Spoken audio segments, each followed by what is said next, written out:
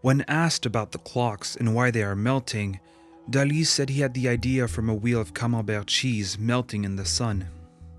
Dali was 27 years old when he painted The Persistence of Memory, which quickly became the most famous Surrealist painting.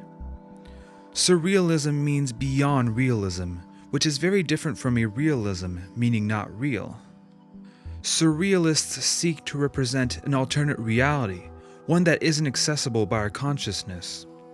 Being disciples of Freud, they believe that this alternate reality can be observed by accessing our subconsciousness through dreams and hallucinations, both products of the subconscious.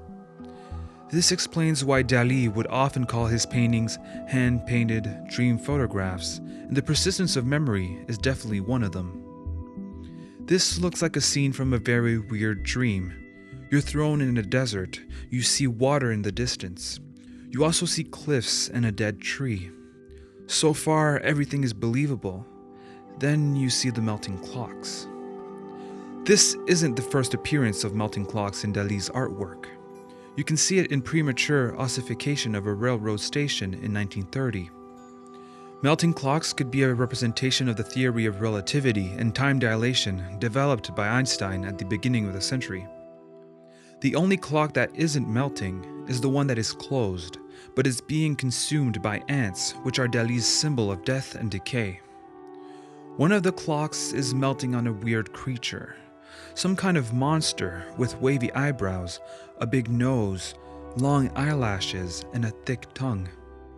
This is believed to be a self-portrait of Dali, and you can see a resemblance in Dali's 1921 self-portrait. It was then reproduced massively, especially in 1929, 2 years before The Persistence of Memory.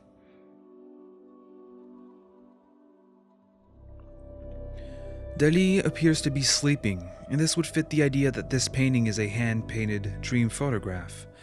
This forces us to play with the ideas of dreams, time, and memory. We need memory to be aware of time, and we need time to have memories. So those two concepts depend on each other when it comes to the human experience.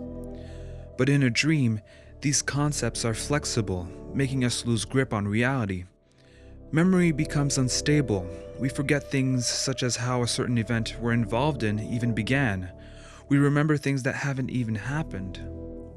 Time also becomes indiscernible, as we can't tell how long or short a certain event in a dream is.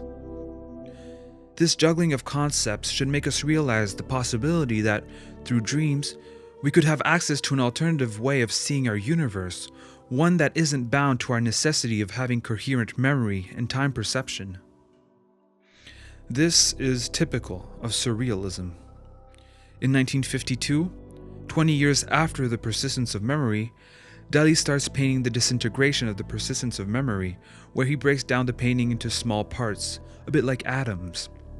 The nuclear bomb in quantum physics fascinated Dali, who slowly drifted away from Freud. At the end of his career, he even said, "In the Surrealist period, I wanted to create the iconography of the interior world, the world of the marvelous, of my father Freud. Today, the exterior world and that of physics has transcended the one of psychology. My father today is Dr. Heisenberg."